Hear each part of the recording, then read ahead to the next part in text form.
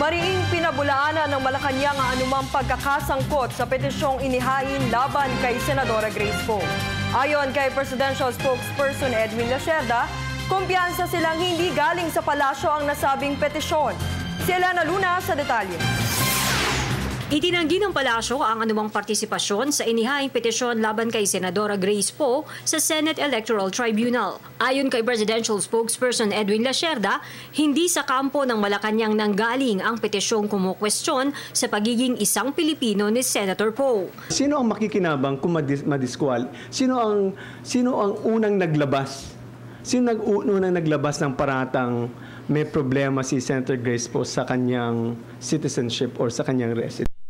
Hindi nalalayo siguro na dahil alam namin po and we're very confident na hindi po galing sa amin yan. Matapos i-endorso ng Pangulo si DILG Secretary Mar Rojas noong Biyernes, patuloy pa rin ang paghahanap na makakatambal niya sa 2016 elections. Sa isang panayam, nanawagan si Rojas kay Senator Poe na sumama sa tandem para maipagpatuloy at mapalawak ang tuwid na daan. Senator Grace Poe knows that since the President has already endorsed Secretary Mar Rojas as President, and in the speech of the President in Club Filipino, he laid out what he wanted for the Daang Matuwid coalition. It's conceivable that yes, we would like Grace Poe, and I'm sure by logic that we want Senator Grace Poe to be the vice presidential candidate.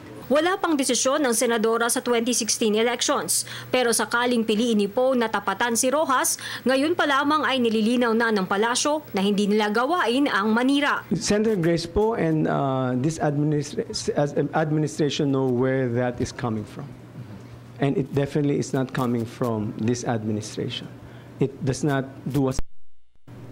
And it is important for us that Grace Poe be part of our team as part of the generational change that the President wants for the country. Para sa Telebisyon ng Bayan, Elena Luna.